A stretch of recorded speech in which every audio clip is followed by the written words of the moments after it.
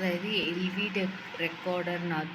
LVDT റെക്കോർഡറിനകത്തുള്ള principal എന്താണെന്ന് പറഞ്ഞു കഴിഞ്ഞെങ്കിൽ നമ്മുടെ ട്രാൻസ്ഫോമറിൻ്റെ കോൺസെപ്റ്റാണ് ഇതിനകത്ത് വരുന്നത്. അതായത് ഇതിനകത്ത് ഒരു പ്രൈമറി വൈൻഡിങ് ഉണ്ടാകും, പിന്നെ സെക്കൻഡറി വൈൻഡിങ് ഉണ്ടാകും, നടുക്ക് ഒരു മോബിൾ കോർ ഉണ്ടാവും എന്നൊക്കെ പറഞ്ഞ് കൊടുത്തിട്ടില്ലേ.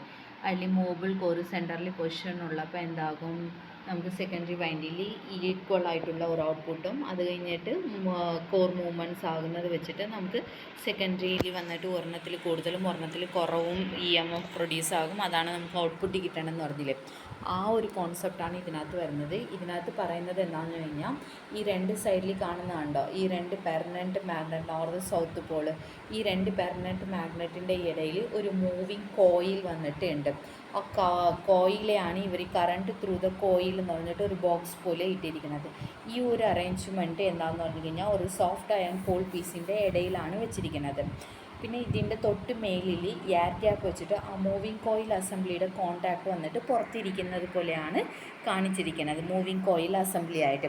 അപ്പോൾ എന്താണെന്ന് പറഞ്ഞു കഴിഞ്ഞാൽ, ഈ മൂവിങ് കോയിൽ അസംബ്ലിയിൽ കൂടി നമ്മൾ മെഷർമെൻറ്റ് ചെയ്യാൻ പോകുന്ന വോൾട്ടേജയോ കറൻറ്റോ എന്താണ്, കറണ്ടാണ് വേണ്ടത്.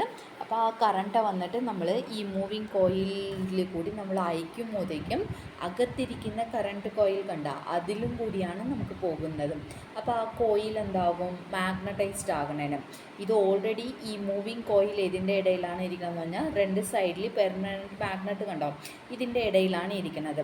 അപ്പോൾ കോയിലിൽ എത്രമാത്രം കറണ്ട് വരുന്നുണ്ടോ അത്രയ്ക്കും അകത്തിരിക്കുന്ന എന്താണ് മൂവിങ് കോയിലില്ലേ അതിനകത്ത് മാഗ്നറ്റൈസ്ഡ് വരുന്നുണ്ട്.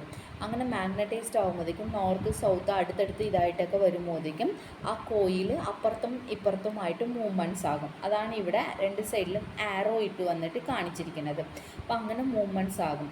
അപ്പോൾ ഈ ഒരു അറേഞ്ച്മെൻറ്റാണ് നമ്മൾ എന്തെന്ന് പറയുന്നത്, ആ മൂവിങ് കോയിൽ കണ്ട ആ മൂവിങ് കോയിൽ വന്നിട്ട് നമ്മൾ എന്ത് ചെയ്യാമെന്ന് പറഞ്ഞു കഴിഞ്ഞാൽ ഒരു പുള്ളി അതങ്ങനെയൊക്കെ യൂസ് ചെയ്തിട്ട് അത് മൂവ്മെൻറ്റ് ആകുമ്പോഴേക്കും എന്താണ് പുള്ളി എന്ന് പറഞ്ഞത് മനസ്സിലായ, അതായത് കിണറിൽ വന്നിട്ട് കയറ് വെച്ച് വലിക്കാൻ വേണ്ടിയിട്ട് മേലിൽ ചക്രം പോലെ ഉണ്ടാകത്തില്ല, അതാണ് പുള്ളി എന്ന് പറയുന്നത്. അപ്പം നമ്മൾ വലിക്കുന്നതനുസരിച്ചിട്ട് എന്താകും, ആ ചക്രം മൂവ്മെൻ്റ് ആയിട്ട് ബക്കറ്റ് മേലിൽ വരില്ല. അതേപോലെ തന്നെ ഈ കോയിൽ മൂവ്മെൻ്റ് ആകുന്നതിൻ്റെ അറേഞ്ച്മെൻറ്റ് ഒരു പുള്ളിയിൽ കൂടി കണക്ഷൻ ചെയ്തിട്ട് നമ്മൾ എന്താണ് ഒരു മോട്ടറിൻ്റെ ഇതിൻ്റെ കൂടെ കണക്റ്റഡ് ആയിരിക്കും, അതായത് വേറൊരു മൂവിങ് മെക്കാനിസത്തോടെ കണക്റ്റഡ് ആയിരിക്കും.